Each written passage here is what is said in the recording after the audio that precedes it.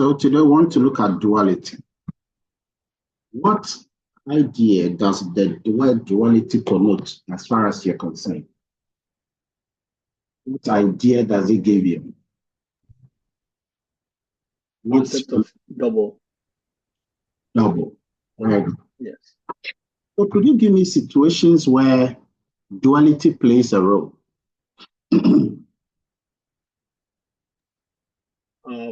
I guess let's what say are some light of the and situations darkness. where duality is applicable? Yeah. What did you say? In the concept of light and darkness, right? So if you enter a room, there could either be light or it could be dark. Okay. What else?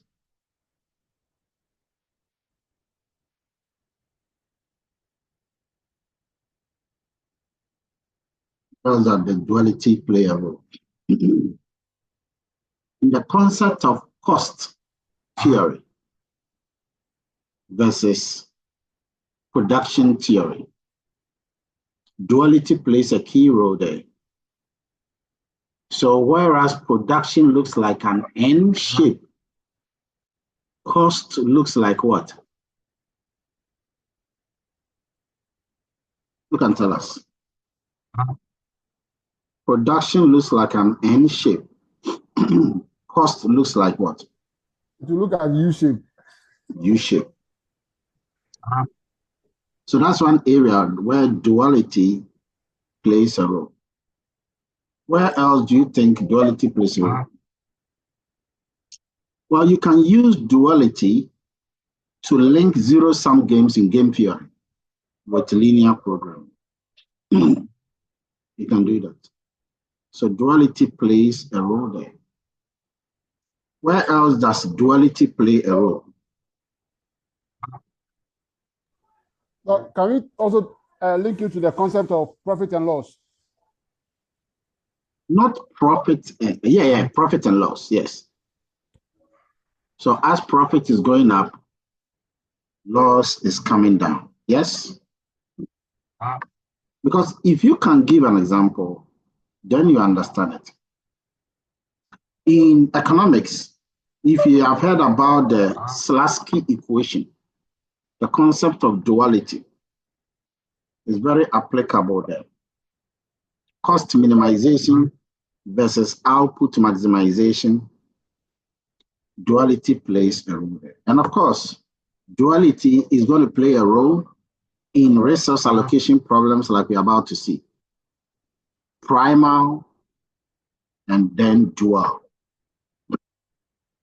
The linear programming model we have been dealing with all along, where we do, in a maximization, we do Z max, where the Z is actually a profit or a loss function, a profit or loss function, which you try to maximize or minimize, subject to some resource constraint. So you are maximizing profit from the product subject to the constraint. That is called primal linear programming problem. And behind every primal linear programming problem, there is a dual problem. So whereas you are maximizing profits from the products subject to the resource constraints in the primal, you are actually minimizing the cost of those resources needed to achieve those profits in the dual problem. So behind every linear programming that is primal, there is always a dual. And your job today is to master how to convert because this is part of your assignment, guys. How to convert every primal model to a dual, and how to convert every dual to a primal model. For example, when you take a manufacturing company, the duals will represent the shadow prices. And you will see it as we go, that they are the value of the extra unit of the problem. So let's try to understand the dual problem. Why do you even need to understand duality? because it helps you to give economic insight, sensitivity analysis. You see, the thing about duality is that it gives you a different way of interpreting the result and even understanding the way to better give managerial insight. And you will see that very soon. When we come to duality in the primal, if we are maximizing in the primal, the dual will be minimizing the same problem, but the dual version will minimize the primal version. Okay. Please, this has nothing to do with cost or revenue. So if we are in a maximization and we are maximizing profits, the dual will be minimizing the cost. But that is not a cost minimization problem per se. It is a dual of the original maximization. And so you want to understand how reciprocal they are.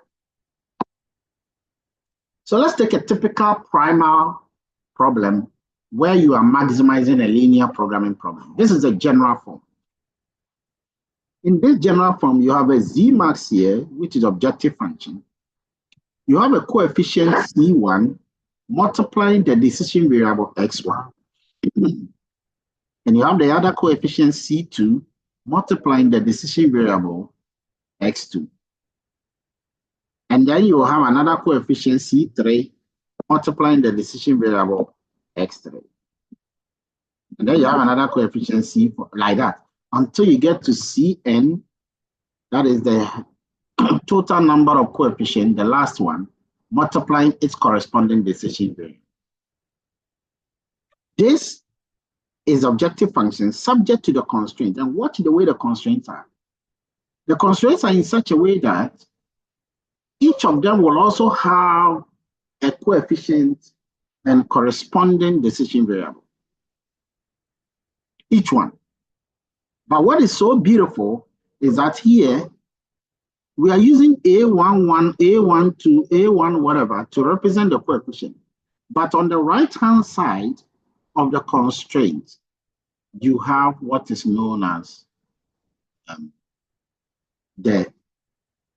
so the right-hand side of the constraint is actually called B. Now, these B are the available resources. But please also note that they are not always resources. The constraint can also be, mixed constraints. So they are just the right-hand side of the constraint, but they are not only resources. They can also be mixed constraints. And this will continue until we got to the last constraint, which is M1, M2, up to Mn. And then you have the non-negativity constraint.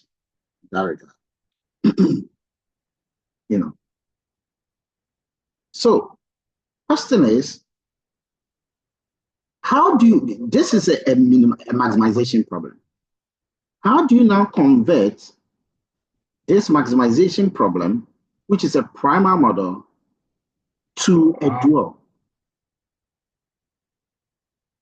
Well, there are steps. You don't just get up and convert. So there are some few things we need to understand here.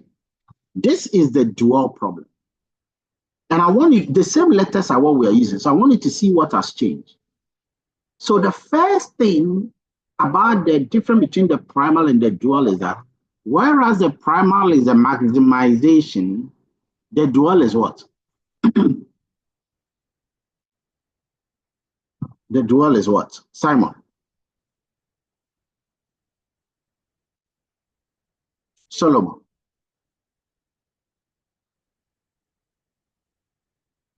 Jerry. Minimization. The minimization. The dual is a minimization. The guys that I have called, I want you to respond, else I'll have no choice than to kick you out of the group because you're not responding by any businesses. When I call you, I expect you to respond because I'm speaking to human beings here. If you cannot talk, you have to type. But you don't even have to type because the essence is for you to pay attention, not than me, myself. So take note.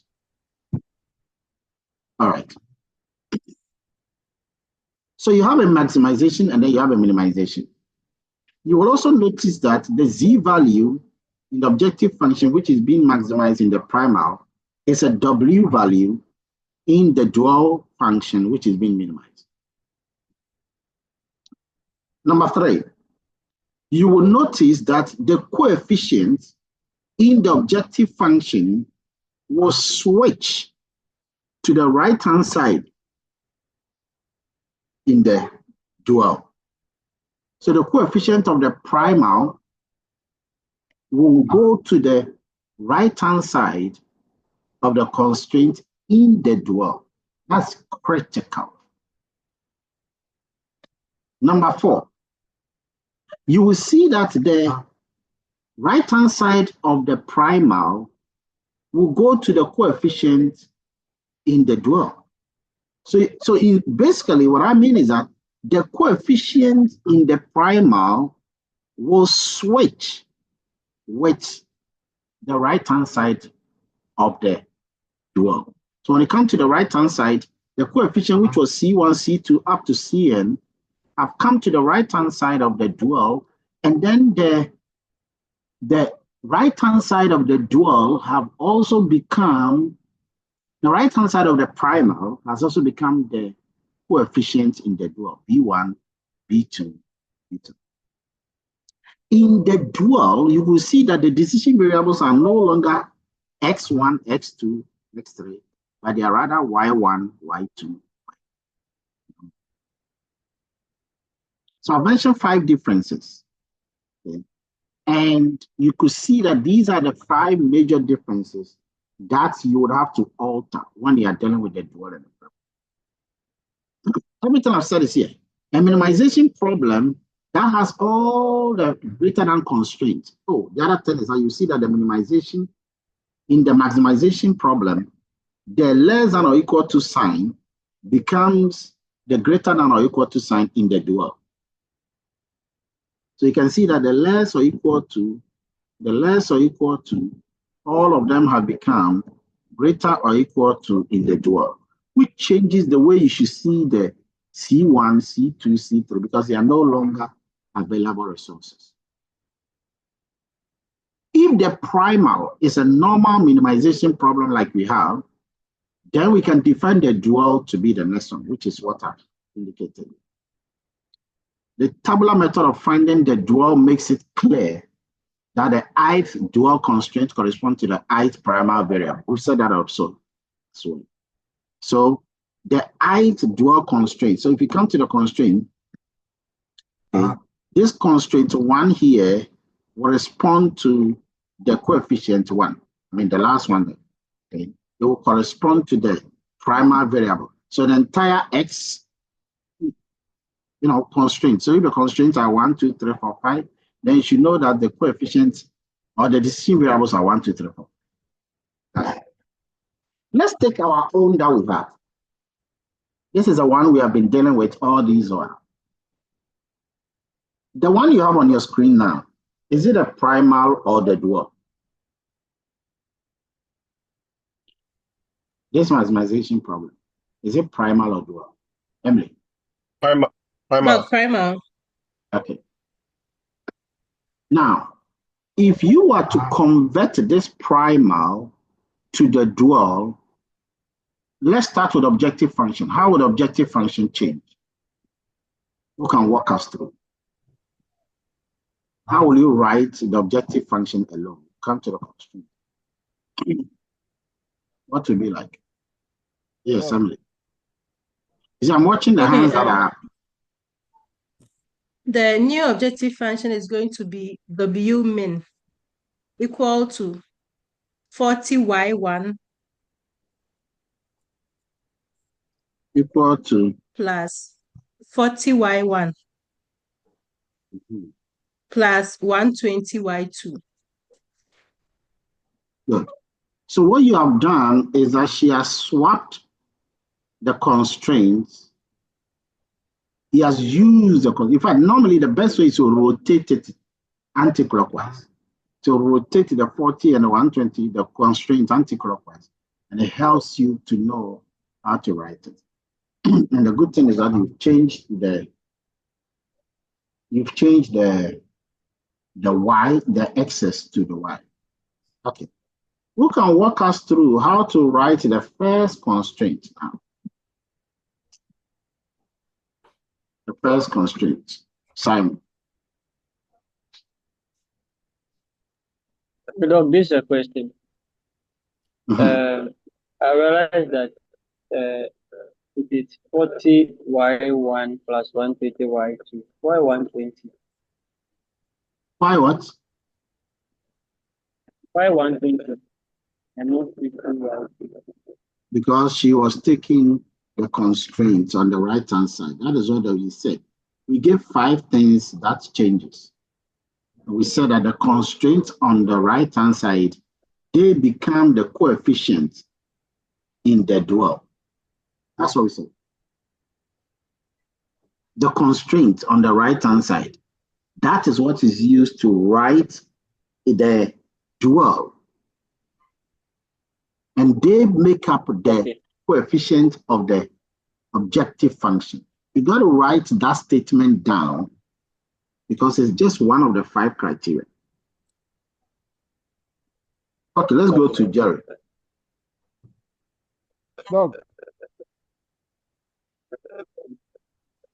Doc, please, you may I should write the constraints.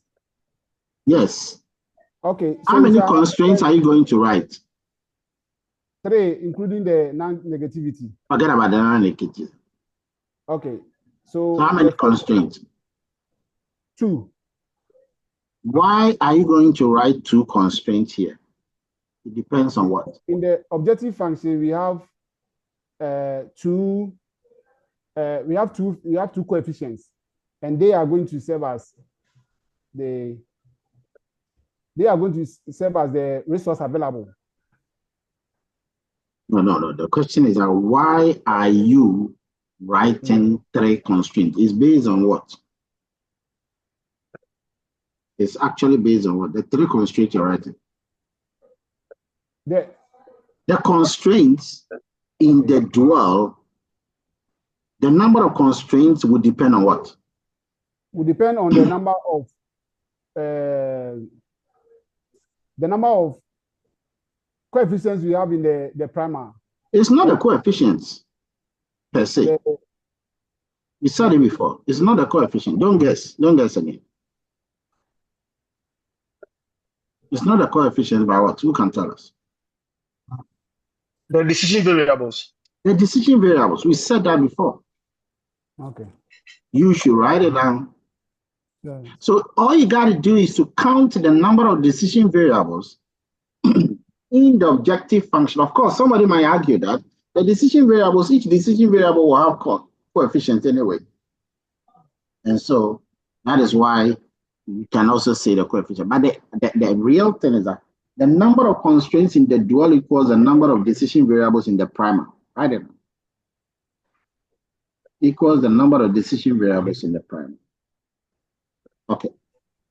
So now we know that because the decision variables are 2, because believe me, if we had plus 20x3, even though these constraints here are just 2, you will not have to create 2 constraints.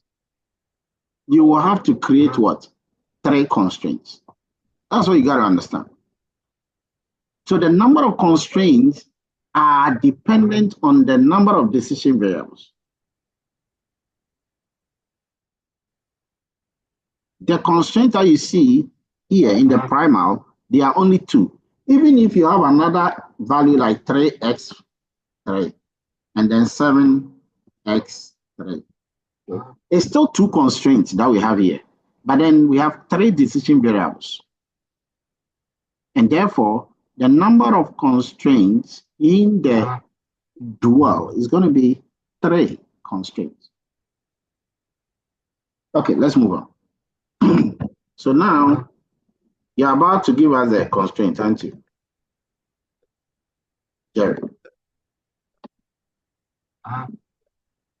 Going to be 1y1 plus 4y2 less than or greater than or equals to 40.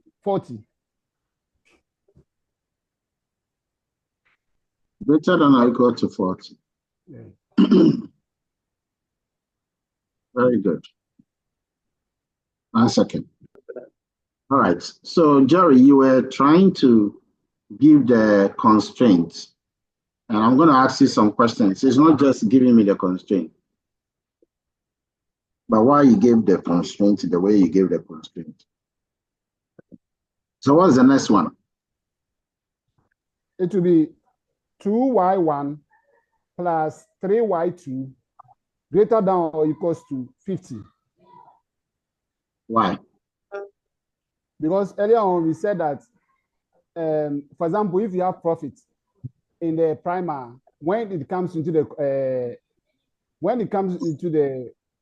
the dual, it becomes cost. And if you have cost in the primer, when it comes to the dual, it becomes profit. Then with this one, I'll use the transpose system.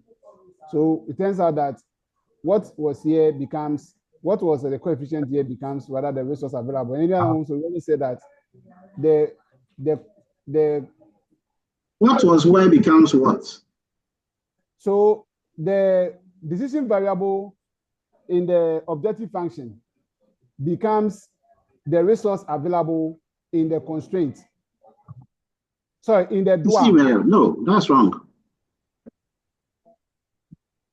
Okay, that's wrong. Let me take it again. The coefficients of the primer becomes the resource available in the dual.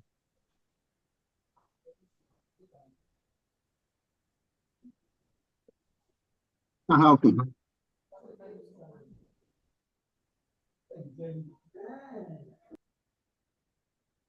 Okay.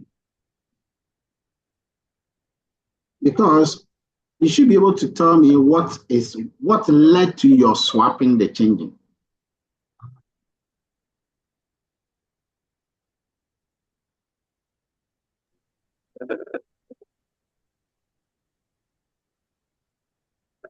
Doc, so you see over here in the primer, we have the profits of the Fanyogo and Fanchoko. But when you come to the dual, these profits become the resource available.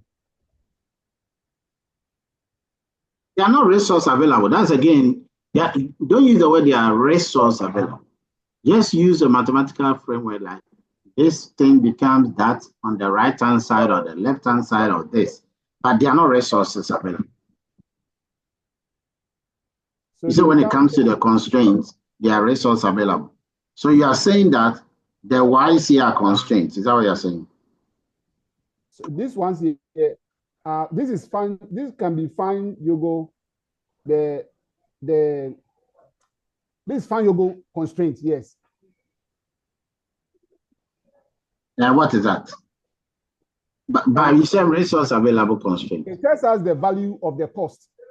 It tells us the value of the cost that is placed on Fanchoko. If you were teaching people, is that how you would have gone through this, meandering of things?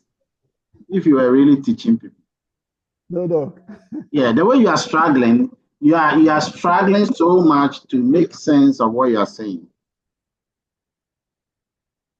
But I understand that I assume that the others still don't know, so that's why they are also quiet. Okay, let's complete the modeling. Is that all? No, the negativity. So we have y1, y2 greater than or equals to 0. There must be a pattern, even if one doesn't know the interpretation, there must be a pattern of the formulation. So you swap the coefficient with the constraints. You replace the x1s with the y1s, or you replace the x's with the y's. But then the left-hand side of the constraint, okay, they are horizontally defined. You just have to rewrite them vertically. Then you have to just take the transpose of them. Of the left-hand side. I didn't say of the right-hand side. Of the left-hand side. When you do that, please you come get... again. Sorry? Hello, Doc. Come again with which one? Please, you said we supposed to swap the transpose, that bit. Yes. The line So break. what I'm saying is that you have x1, x1, and then 2x2 here. And then you have 4x1 and then 3x2 there. So the x1s, okay, they become y's, y1 and y2. You swap them. So when it is horizontal, it becomes vertical. When it is vertical, it becomes horizontal. Okay. So you move them horizontal. So this whole vertical ones, they make up horizontal. And this whole horizontal, vertical one, they make up horizontal in the next one. That is what your colleague is giving here. So when you look here, you take this vertical one, and then you make it horizontal. And you take this next vertical one, you make it horizontal. That is how you write the constraint. We'll come to the interpretation, but that is how you write a constraint mathematically. So you see that the x1 and the x1, they become y1 and y2. And then the x2 and the x2, they become y1 and then y2. So you have swapped them. So you are going to have 1y1 plus 1 plus 4y1, 4y2, and then 2y1 plus 3y2. That is how you write it. And that is what you have here in the constraint. It's the left-hand side of the constraint. The left-hand side of the constraint is what you got to be careful of when you're writing. So this is your constraint. The 40 you see are the right-hand side of the primal constraints. They were the available resources. The 40 and 50 you see on this right-hand side here, they were the coefficients of them. And then the 1 and the 4, these were actually arranged as vertical, between the x's. They were arranged as vertical. And then the 2 and 3, they were also arranged as vertical, but now they are horizontal. So it was actually 2 at the top, 3 down, but now it's 2 on the left, 3 on the right. Now let's try to make sense of all these. This W is representing cost. Now we don't have Pan-Yogo constraint. We don't have milk constraint and labor constraint anymore. No. We have Yogo constraint and Choco constraint. In other words, we have the decision variable constraints, not resource constraints. So the constraints are no longer resource constraints, they become decision variable constraints. Is that clear? Before we proceed. The next thing, of course, is that the non-negativity is still as it is. But you can also see that the greater than or equal to are replacing the less than or equal to for the resource constraint. But this is for the decision variable constraint. We'll come to why they are greater than or equal to and why the coefficients are on the right-hand side. The coefficients of 40 and 50 are on the right hand side. So first thing we want to do, what do the Y1 and Y2 mean here? What do they stand for? When you go back to this question here, what does the Y1 and the Y2 tell you? Who can tell us? What does the Y1 or the Y2 mean? Kojo?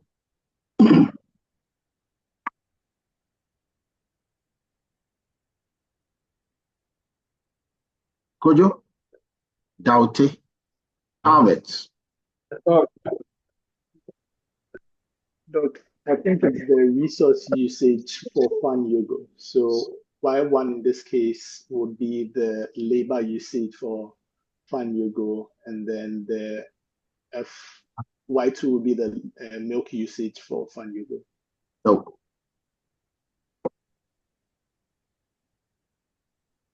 no, the reason why I decided to use this simple pharmacogenetic is for clarity. So when there is clarity with this simple one, in the complex one, you will be able to explain. So what do they mean? What do they stand for? Emily, what do they stand for?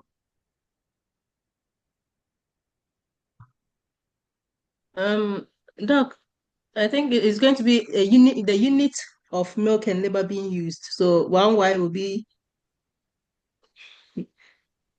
The moment that usage comes into your mind, that is when the thing is wrong.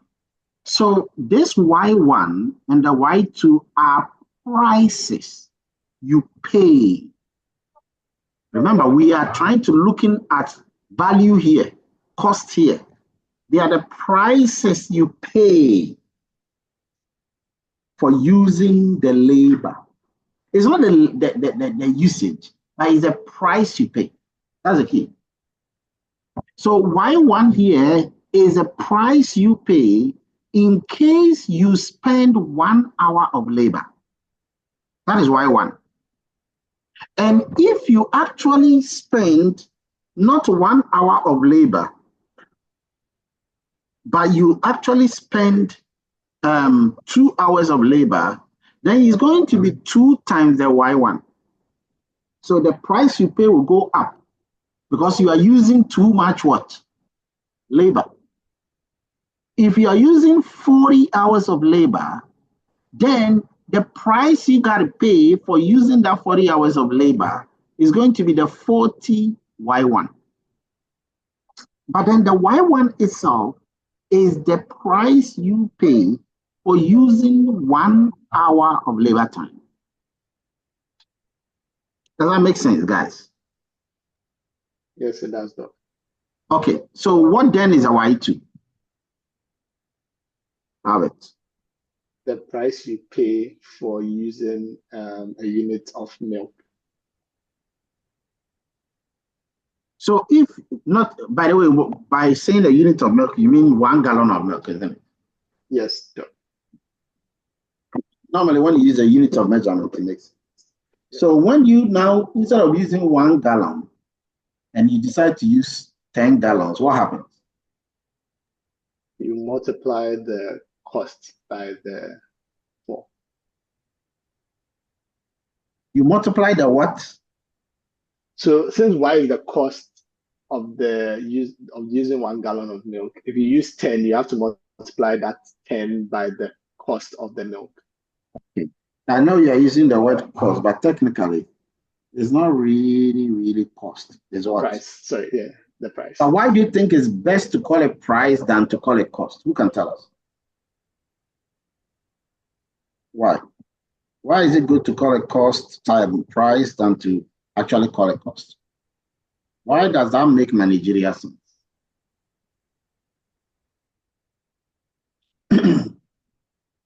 Why? Can we say because you want to see its value? You want to see The value. Yeah, where do you want to see?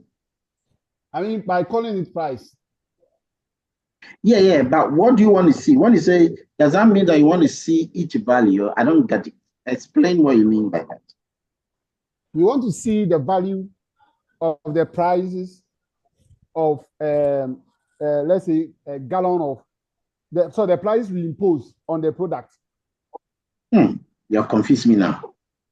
Okay, so the first one. It's not on the product anymore. Everything you are seeing here is not about product. It's about the resources.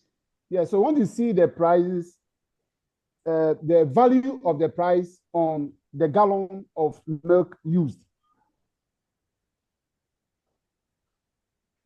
Okay. I think my question was, why are we calling it prices instead of cost, right? Because from the manager's perspective, the word price brings value to the company, but the word cost takes value out of the company. And so once you are using labor, what it means is that you are using labor because you believe that labor is not a disbenefit to you. It is bringing something beneficial to you. It is a price. It is not a cost. Of course, it has to be an equivalent cost, but it's a price to you. But on paper, it is a cost. On paper, it is a cost, but it's bringing value to you. Okay, so you are paying, you are calling it a price, but the one is selling it, you are calling it a price because the one selling it to you says it's going to benefit you. But even though it's going to benefit you, you are not interested in the cost of it. That's why you're minimizing the cost. But you're interested in the value of it in increasing your production. That is why you are pricing it. So the Y1 is the price you pay for using 1 hour of the labor. The 40Y1 is the total price you pay for using all the labor hours. Take note of the difference. What is a 120Y2? What is a 120Y2? Eugene. Okay, so I think it's from the earlier explanation, it means that it's the total price you pay for using all the milk in your production, for all the milk that you would use. All the milk that you have bought, isn't it? Yes, please. All the milk that you are going to use in your company. Okay. So remember that what you have there are resources. Okay. The 40Y1 and the 120Y2. These are prices of the resources. So the total price of the company. Okay, I'll come back to that. So what does the entire W equals to 40Y1 plus 120Y2? What does it mean? What is that?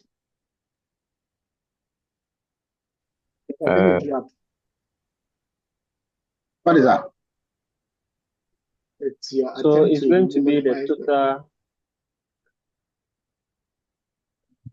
You see the problem of not raising hand. When I instituted that raise hand, only Emily was doing it. You see the problem of people talking hand. That's when somebody now interrupts somebody and then nobody wants to talk.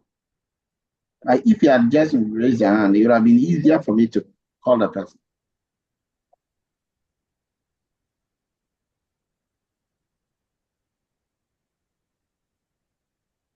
So you're talking about. Yeah, Albert.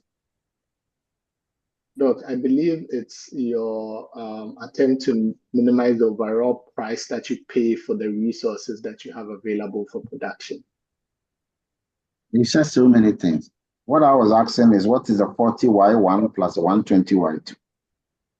Yeah, it's the product of the price you pay for all of your labor and then the price you pay for all of your milk or the gallons of milk that you. Good. Good. It is a total price. Question. If it is a price, why are we minimizing it? If it is a total price, why are we minimizing it?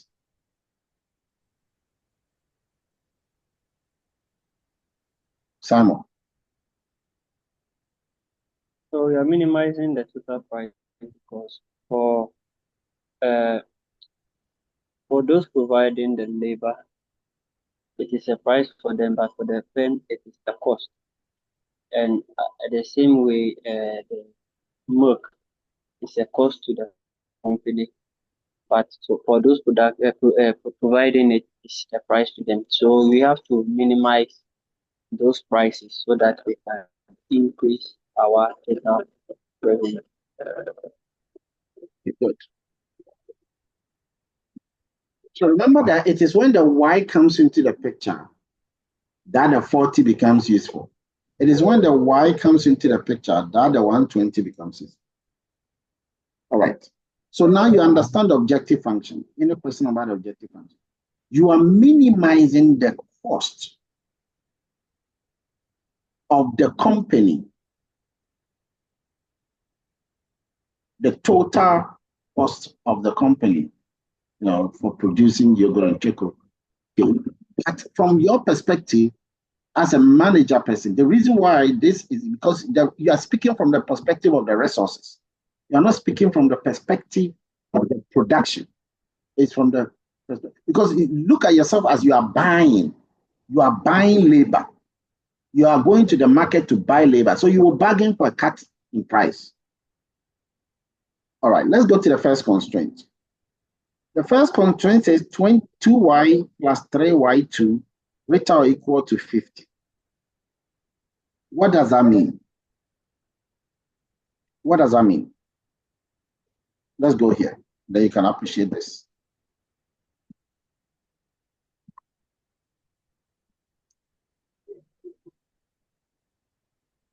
Talking about this. So we are here. 2y plus 3y2. What does that mean? Emily. Okay, so I believe that means that in producing the fan choco, producing the second one, which was the fan yogurt, because that has this constraint. We need two units of the labor, so 2 hours of labor plus 3 gallons of milk, and they must be greater than or equal to 50. Why should they be greater or equal to 50? Okay, so no, because 50 was the unit profit for producing the decision variable. That was the fan yogurt. Yeah, so why greater than or equal to? So what would it mean when it's greater? What does it mean when it's equal to? okay, so when it's equal to, it means the price of the resources used is equal to the profit that we gain from it.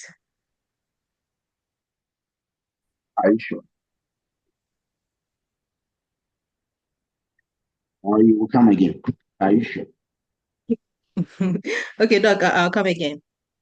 You have to come again. Who else? Jerry, are you there? Doc, I'm here. Say something. Doc, my understanding is that if it is equals to, then it means that how much it costs us to do the production is equals to our profit. That means that you break even. Okay. Now let's assume that Farmer Ghana Limited have already gotten these resources in their backyard. They have 2 hours of labor. And they have 3 gallons of milk. And then they want to sell it. So let me just show you something here. That the resource prices must be set high enough to make the manager want to sell it. Watch the word here, sell. So Farmer Ghana Limited have got these resources in their disposal. Suppose they decide to close down the company. Then it means that they need to sell these labor hours and these gallons of milk. Suppose another entrepreneur wants to buy it, everything from Farmer Ghana Limited, all their resources. He has to tell them the price they have to pay. He has to tell that new manager that, look, these my resources are very important to me. And so I'm going to tell you the price you should pay me. If they can pay more than that, will the Farmer Ghana Limited manager be happy? If the new entrepreneur can pay more than that, will the manager of Farmer Ghana Limited be happy? Albert? Yes, Dr. Hero. Yes. That is why we have what sign? The greater than or equal to sign. Not the equal to sign, but that is why we have The what greater sign? than. The greater than part. Yeah. If you can pay me more, that's okay. But for me, the minimum I'm collecting is what? The minimum they are collecting is what? 50. It's 50. So the entrepreneur must pay Farmer Ghana Limited a minimum of 50. More is better though, which is going to be the price he had the intention of selling Fan Choco. Okay. That is a minimum. Okay. If that particular new entrepreneur wants that 2 hours of labor and that 3 gallons of milk, because the thing is that Farmer Ghana Limited, if he wants, he can use those resources to produce a sachet of Fan Choco and sell it for that same what? $50. I can use it. But if I don't want to use it, but you said you want to use it, then you got to pay me the price which if I had used, I would have gotten. And that is why it is greater than. The minimum I want from you is 50. If you want to pay more, that is okay. But you can't go below. You can't go below. So the new entrepreneur, you know, the owner is offering those 2Y1 plus the 3Y2 for the resources, okay, that another person needs to produce a Fan Choco. And that is why he must choose those prices, okay, the Y1 and the Y2. He must choose those prices in such a way that they will satisfy that particular constraint.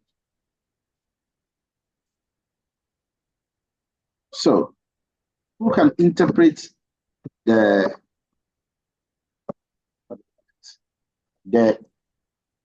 Y1 plus 4Y2 greater or equal to 40? What does that mean?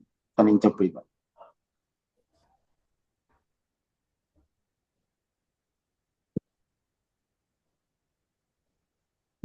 So what is on the right-hand side? What is on the right-hand side? The 40, what is that? What is that, Albert? The minimum cost at which the manager will be willing to part with the resources. Or the minimum what? Price. Profit price. Yeah, that's it. That's why we used to call it the shadow price. Yeah. So that is the minimum price that this manager of Farmer Ghana Limited is willing to collect. And what is on the left-hand side? What then is on the left-hand side? If you combine it all, what is that?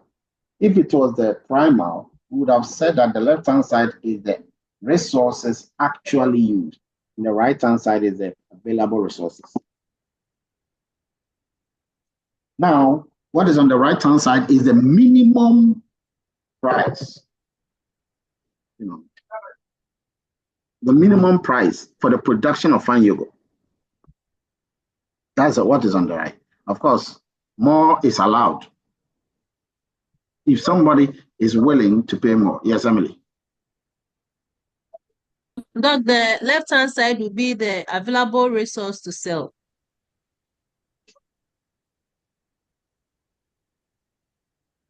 So what does that mean? How does that relate? Why should it be more? Or why can it be more? Why can the left-hand side be more than the right-hand side? Simon.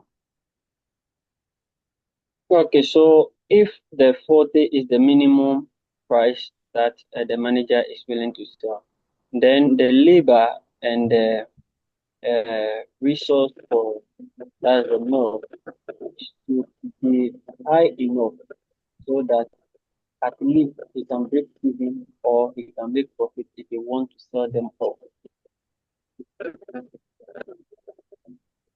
So the line is breaking. I couldn't hear you. Who can explain what you were saying? Is it clearer now? No, we didn't hear you. Should I come again? We didn't hear you.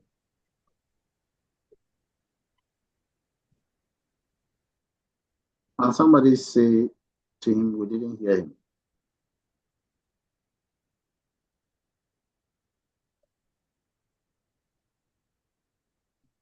Okay.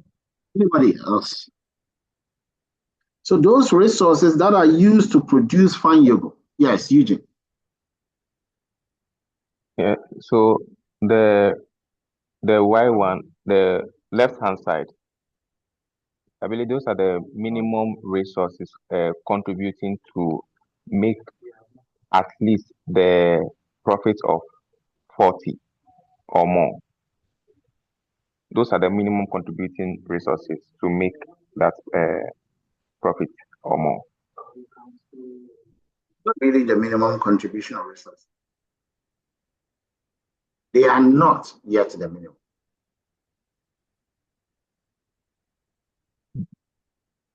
They are the resources that would contribute to make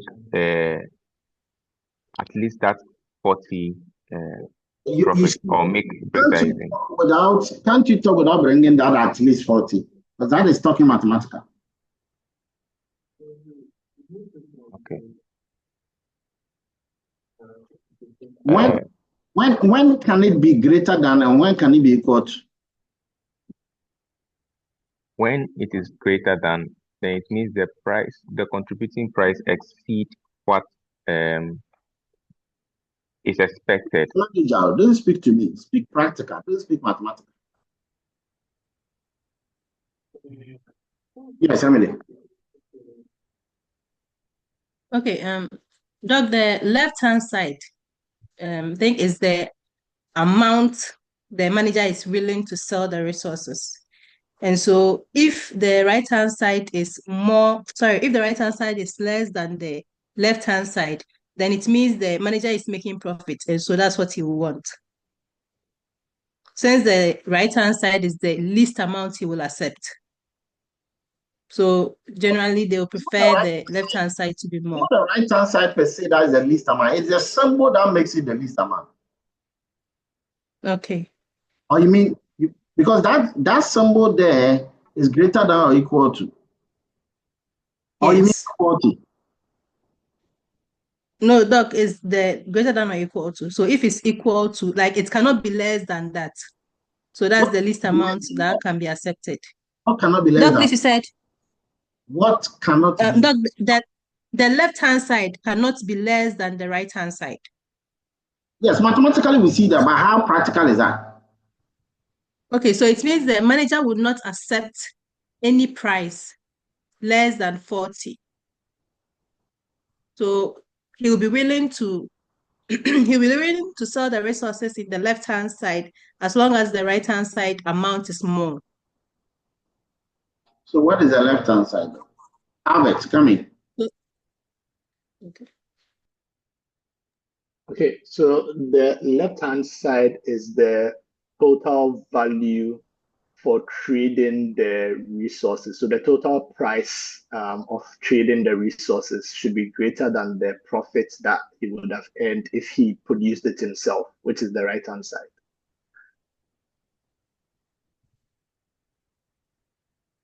You know the right-hand side is the minimum. Yes. So that thing, minimum. But you're also seeing profit. You have brought profit into the picture. You have confused every soul.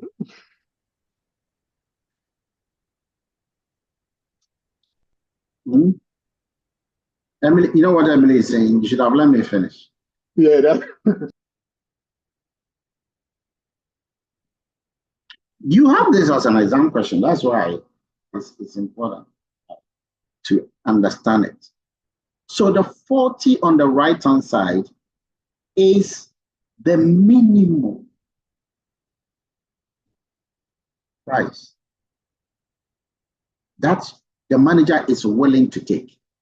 The manager, of course, is willing to take more. But the thing is that the one who is paying is not willing to give that more. Let me repeat that. The manager is willing to take more. That's a greater than. But the person who is giving is not willing to give more. That is equal to. And because he's not willing to give more, because the amount of labor and the amount of milk that he is actually going to use, those quantities must match how much they are paying. Even though the manager of Farmer Ghana Limited is willing to actually collect more, the buyer is not willing to give more. So what is on the left-hand side is the resources that are bought. And then what you have on the right-hand side is the minimum price to that resources that are bought. Which means that the resources, or the resources, not bought, but used, the resources that are used to produce fine yogo, these resources that are used actually could be more. Or let's put it, the value or the price attached to the resources that are used could be more. Let me repeat that. The price attached to the resources that are used could be more, but then the equality prevents it from being more. It could be more. The person can just say, I'll pay you more. It doesn't matter. I just want to pay you more. I love you and I want to be a friend to you. So he's paying more than necessarily required, the minimum. The manager is happy with that. And so you got to be able to distinguish those two. Okay. Let's move on. So the next thing is we've mentioned that the price for fine yogo must be paid for the resources used to produce fine yogo. And we've spoken about that. And we've indicated you got to know why the Y1 and the Y2 must satisfy the constraint. Okay? Why it requires it to be greater or equal to, and why when it is greater or equal to, that is inefficiency. Why why would you pay more? That's what the manager is also, because they also have board of directors. Why would you pay more, which is different from what you're supposed to pay? Why would you pay more?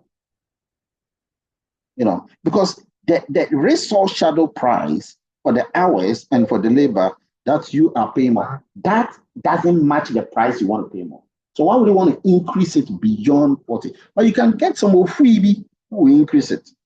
That one, you get it. You get some people. I mean, that's why there are a lot of inefficiencies in our system, because people are always bribing their way to pay more.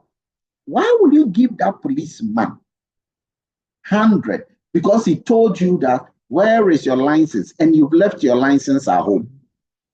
Yeah, Emily, you have a question. Yes, Doc, please. I just got a little confused. In this scenario, is the manager the one selling or buying? Because I thought the manager was the one selling. Yes, the manager is the one selling.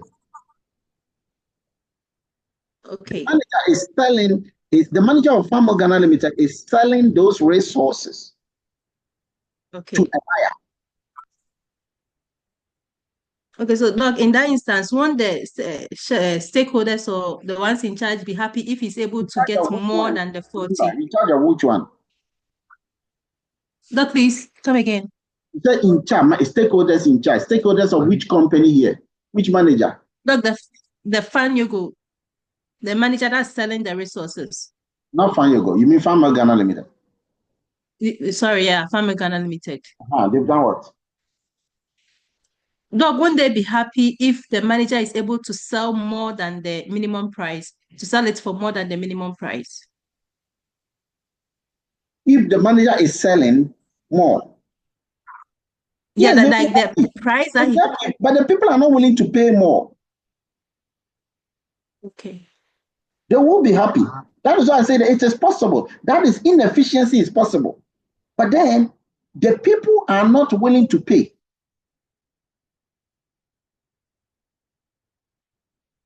You want to see that manager as someone who is a buyer and a seller at the same time. He has resources. Remember, he is selling resources. Okay, and somebody is willing to pay for that. He will be happy. But then the thing is that there's resources that you are selling, even if the person pays you, that is inefficient because it doesn't match what the work you've done. It's not about happiness here. It's about the right thing to do. So that's why I would love to break even, that to buy my way through. In this case, what the manager would have done is that they would have tubed their way through to make money. And it happens. If a person goes for a cocaine and then the person makes more money, he's happy. But then the means by which the thing has been done is not, I want to use efficient, but it's not an efficient way or a proper way of doing business. So the question is that will you sell equivalent to what you're supposed to do? I want you to see this thing like sugar. If you are doing tea, okay, and then you have diabetes and you are told not to put in a lot of sugar. Now, the maximum sugar, there shouldn't be a maximum sugar. There should rather be a minimum sugar, isn't it? The minimum sugar you should put in is maybe 1 tablespoon. Now, if you put in more than 1 tablespoon, is that possible? Is that possible that you can put in more than 1 tablespoon? Yes. Yes, it's possible. But is that a right thing to do? No, you're going That's to the kill point we are yourself. talking about here. That is not the efficient way, because eventually you are creating a recipe for disaster. Diabetic. Yes, Eugene. Hello, Doc. Please, from what you're explaining, what I understand is that the list I tried explaining how I understood it earlier, but then you were saying it wasn't really clear. I was thinking it from what you just explained again, that it is the least amount that the manager is willing to take. What is the least? The 40 there is the least price, or the least amount that the manager would be willing to take. Which manager? You have to here. We are talking about 2 managers here. The one selling, the one making the sell.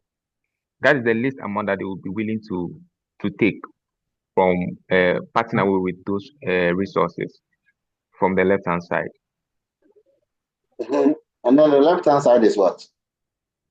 And the left hand side is the contributing the resources that would make him the least contributing resources to break even or to make the 40 sale. So the one on the left hand side, can it be more? Yes, please, it can be more. So under what circumstance can it be more? Because he said it's the least contributing, blah, blah, blah, blah. So under what circumstances can it be more?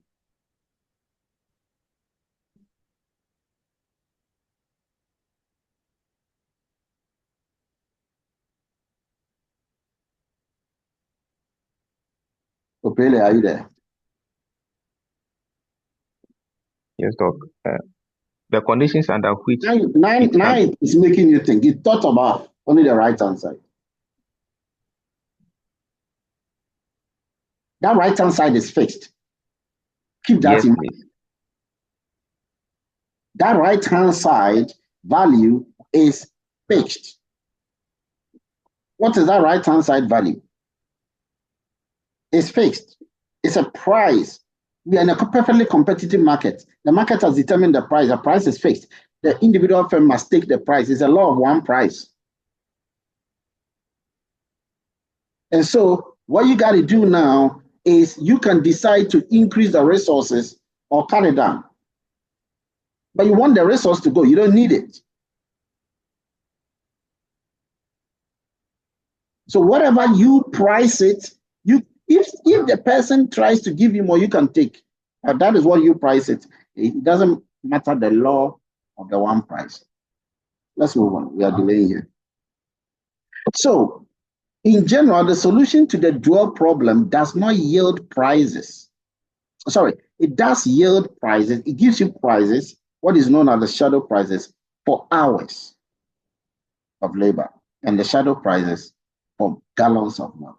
So we want to know what is the exact price associated with 1 gallon of milk. What is the exact price associated with 1 hour of labor? That is the Y1 and the Y2.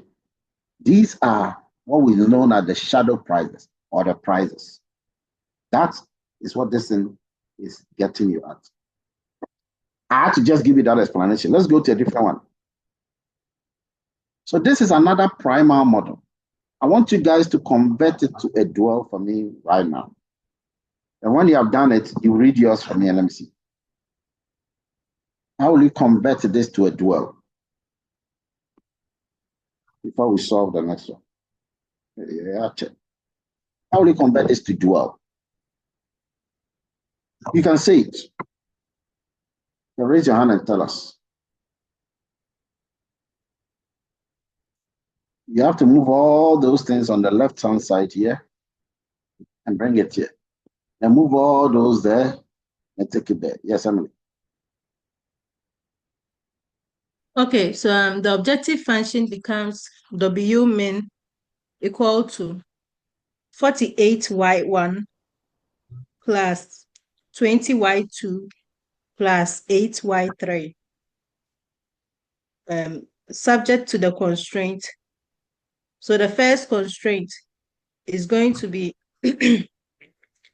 8y1 plus 4y2 plus 2y3 greater than or equal to 60.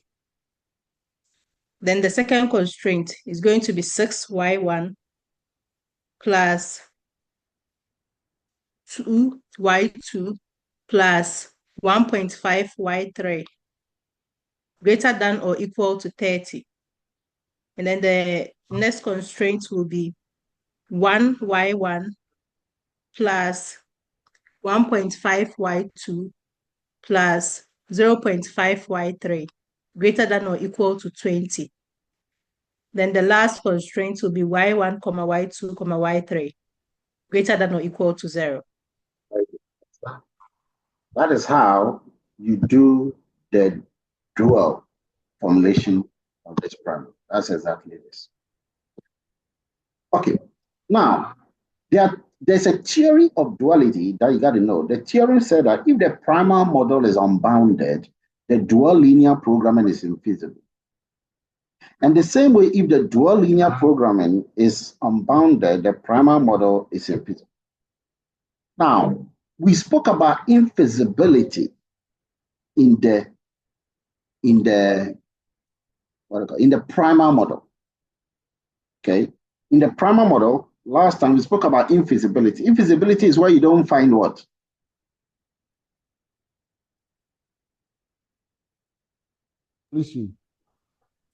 Not any feasible area. Yeah, you don't find a feasible area, and therefore you will not find a feasible solution. So no solution is found. Solver will not find any solution. Now, when you have such an infeasibility, when you go to the dual formulation, it becomes unbounded. Now, usually the dual formulation has to be bounded. Bounded is like being closed. So it's like a concave, polyhedra, which has to be closed. But because it's not feasible, it's no longer closed. This theorem is very important. And when you have such a problem, okay, the good thing is to try and handle the infeasibility. And that leads to the complementary slackness theorem. It's a simple theorem, but it cuts deep because it has to do with the slacks. Okay, it relates the optimal primal and the dual solutions together. Watch the word. Their solutions are related. So let's assume that you have a maximization problem, and it's a primal maximization. The variables are x1 all the way to xn. And then you have their usual constraints. Now you have slacks. This S1, S2 up to Sm are the primal slacks. These slacks means that we have converted the entire model to what form?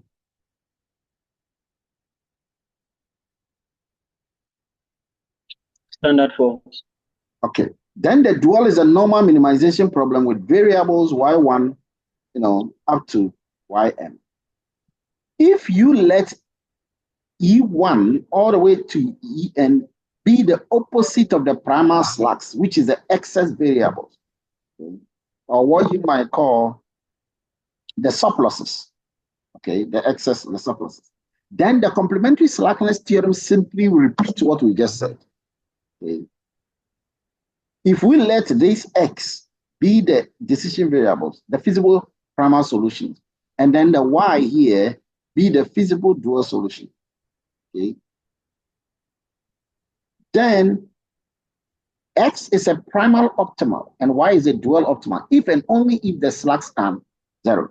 In other words, if and only if wastages have been removed, where the slacks are 0, and of course the surpluses or excesses are also 0. So that is what the complementary. In other words, what is basically saying here is that when there are no slacks in the primal model, there are no surpluses in the dual. They complement each other. The slacks, okay, complement each other. Of course, in the dual, we sometimes call the slacks also slacks, even though sometimes the actual name is surpluses or excess, but it's also still slacks. The slacks complement each other in the model. And that is a very interesting theorem. So that means that if you calculate your results here and you have slacks to be non-zero, then you calculate the other one, you don't expect slacks to be 0 in the other one because that's a problem. Okay, let's go back to this and let's run this in Excel. This is a primal model. We ran it in Excel the last time and we got some beautiful results here. Okay. Today we have it in the form of a dual. It's the same thing, but this time in the dual form. We're going to run this one again, but in a dual form. Now watch it carefully. Because you have formulated it already, simple.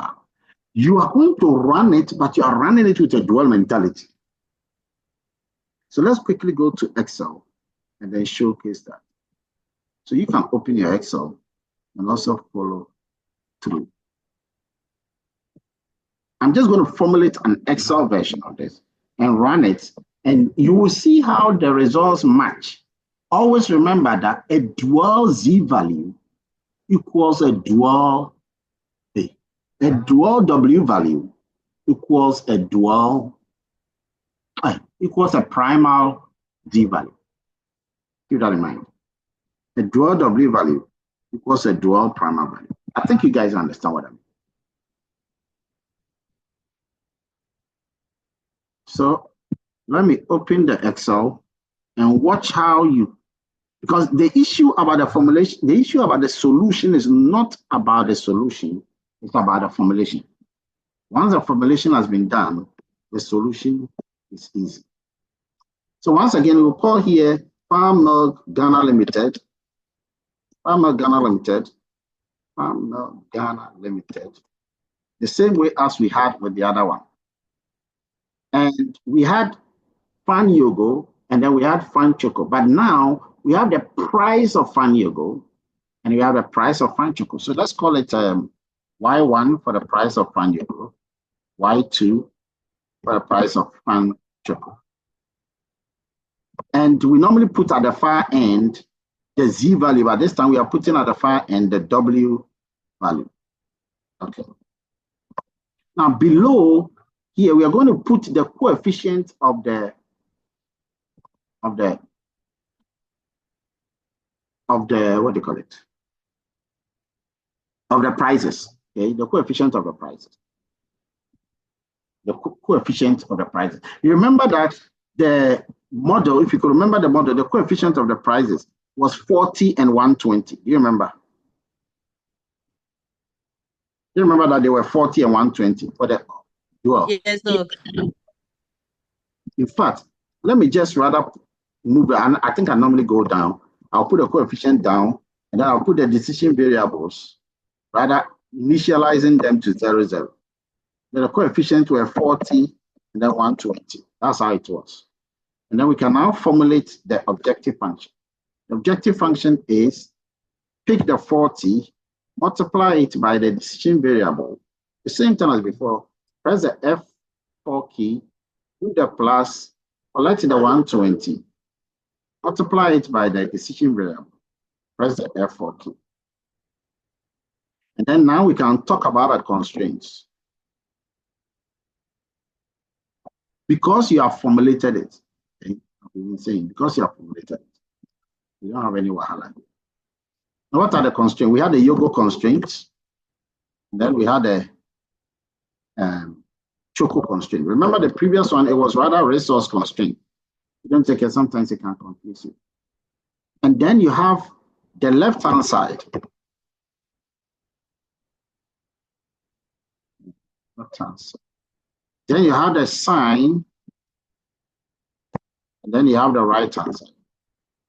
The right-hand side is the minimum requirement, okay? Or in this case, the minimum price that could be paid for producing the fan yogo on the left-hand side.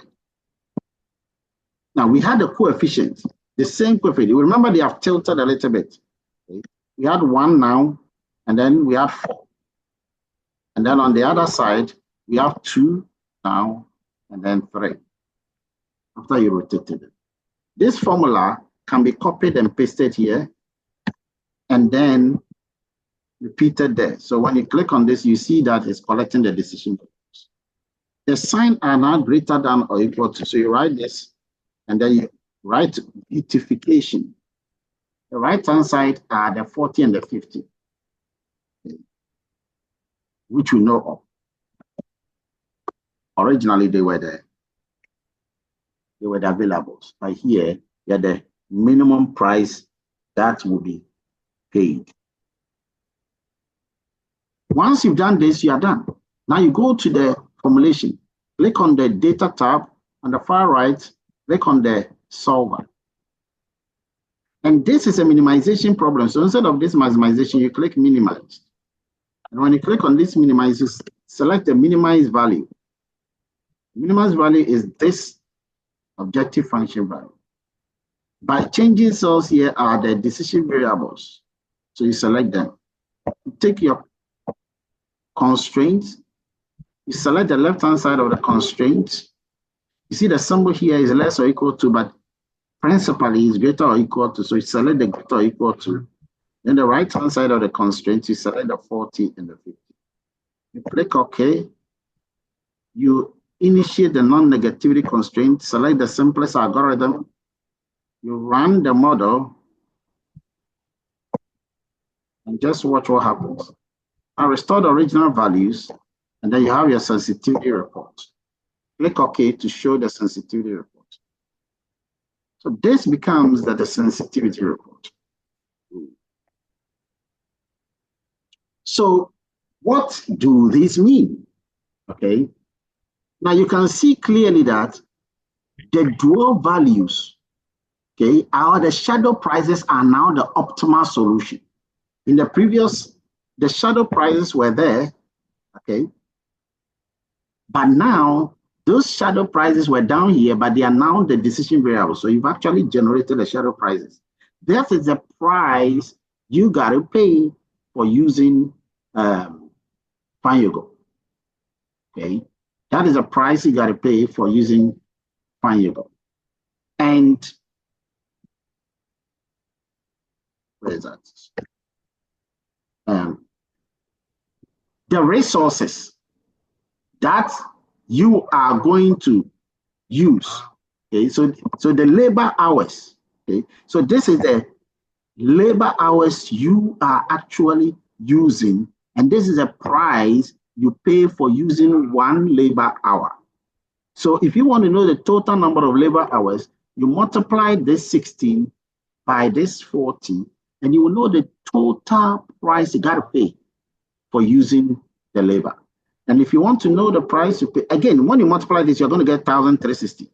So if you want the objective function value, okay, if you take this equality sign and you take this one times the 40, okay, plus this one times this 120, you're going to get 1,360 that we had originally for the profit. The same thing. They must lead to the same conclusion. Of course, the labor hours, and then the gallons. Remember, these ones are not limited anymore. And you have an allowable increase and decrease for them at this stage. Okay. There is no reduced cost here, as usual. Reduced cost necessary for the price you got to pay is not there. Now, when you come here, you see that in the minimization, we now have what? We now have the 24 and the 8 as the shadow price, that you are going to. Okay. So what does this shadow price mean? If there is, remember, you are dealing with minimization, and there's a price you got to pay for using labor, and that is 16. And there's a price you got to pay for using, what do you call it?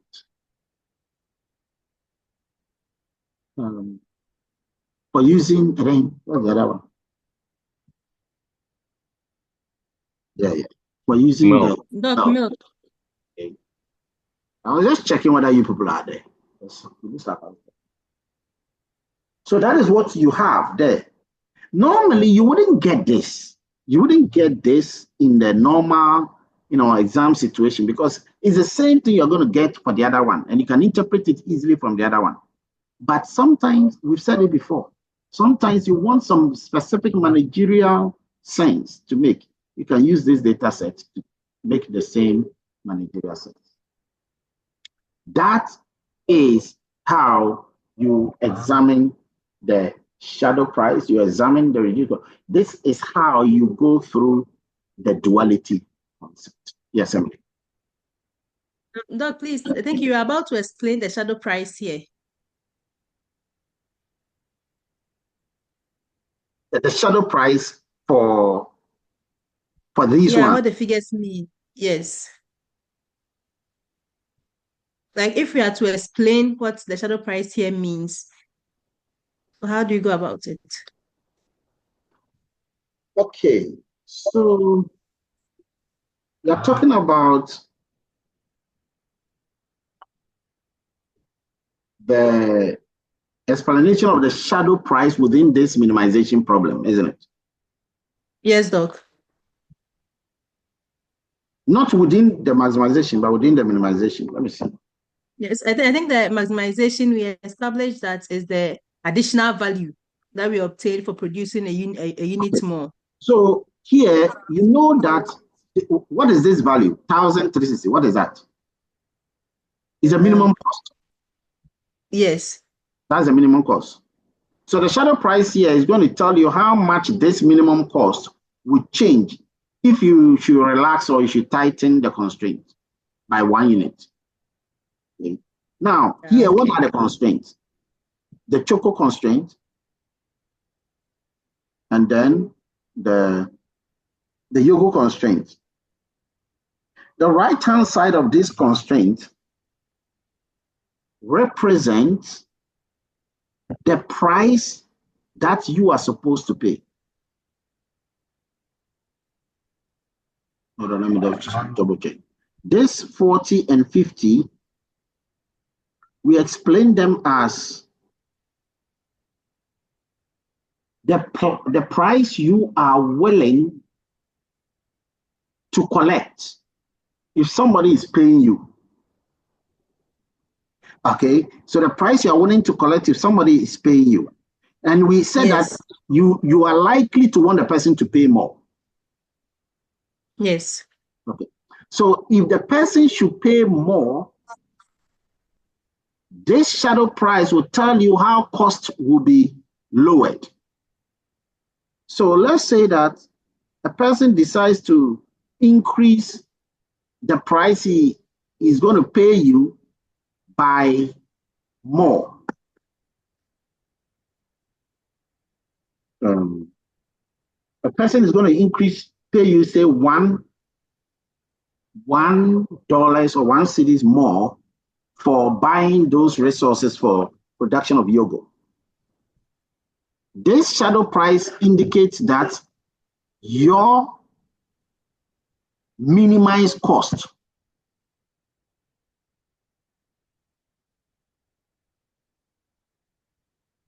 you know that this minimized cost, we can interpret it as maximized value because it's the same thing.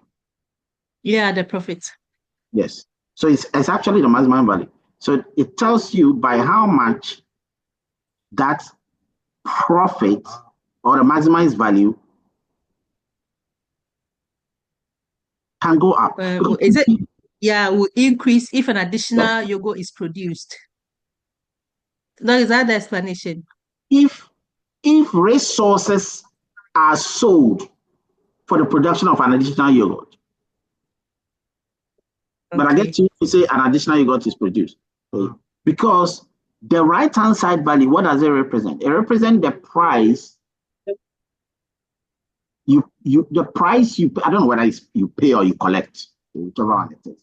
But the price you collect, if the price you collect, if somebody wants to buy the resources away from you, that is the price you are picking. Or the price you sell the resources for. So if the person is willing to pay an extra amount, the shadow price here will tell you by how much your profit is going to rise. Please remember that even though this is a minimization problem, once you found the value is still an optimized value. That's why we use the word optimize, referring to both minimize and maximize. It's still a maximized value. It's just the elements here, okay? The elements here. I mean, one thing that I can do, I've never checked this before. One thing I can do is to increase the right-hand side value here and see what happens to that, isn't it? Let's check that. So this one, right-hand side value, let's change it to 41. 1 unit. Let's run the model again and see what happens. I hope you guys can see what I'm doing. Like I said, I've never done very, very well. So this is sensitivity report 2. So if I were to do value, I take this one, multiply it by the coefficient, plus take this one, multiply it by the objective coefficient. You see, it has gone up. Hey, has it? Yes. Yeah. Yeah. So you can see that the value, the profit has gone up. But that is because cost too has gone up, which makes sense. Okay, cost too has gone up because watch here, there has been an extra resources that has been how do you put it? Extra resources that has been sold. So cost has gone up, but revenue too has gone up. I understand that from that perspective. I don't know whether you understand that. So the shadow price here is telling us by how much profit is now going up. By the way, we increase it. Do you know that the value here was what? 30,360. And you can see that it has gone up by 24. That's why it's 1,010. So the shadow price here is telling you by how much, in this case, the profit contribution goes up. When you increase the resources, the price of the resources for the production of fine yogurt by just 1. I know you want to know how this works in the minimization, but I'm saying that in the interpretation, you look at it from more of the maximization. But remember that anytime cost goes up, or anytime you intend to increase cost, you intend to increase profit, you also increase cost. It's like that. We always say that you are now earning 5,000 Ghana cedis. if you decide, the day you decide that you want to earn 10,000, you can't just sit down for that 10,000 to come. There's something more you got to do. To go the extra mile, you got to go the extra mile to make the extra income. That's the whole thing. That is why I'm saying that this value will still increase. I'm done.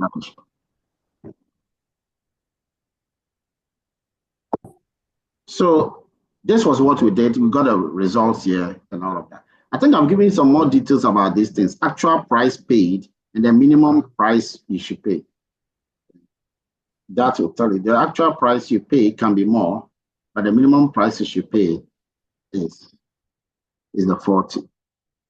Now, and then of course, this gives us the dual values. So this is where you have to submit this assignment. Now, you look into this and then you document this assignment one by one. Remember, you have to formulate the primal for bogus, then convert the primal to the standard, solve the Excel, identify which resources, do the answer out of this question before you come to the dual.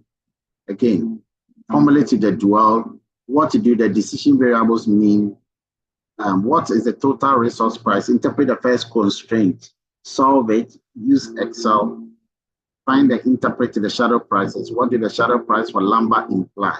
Is it reasonable? You see all of those things. You're supposed to address all of this question for me. Then we'll meet next time and start looking at assignments and some other transportation models. That's it. So please, this assignment, I wanted to submit it in 2 weeks.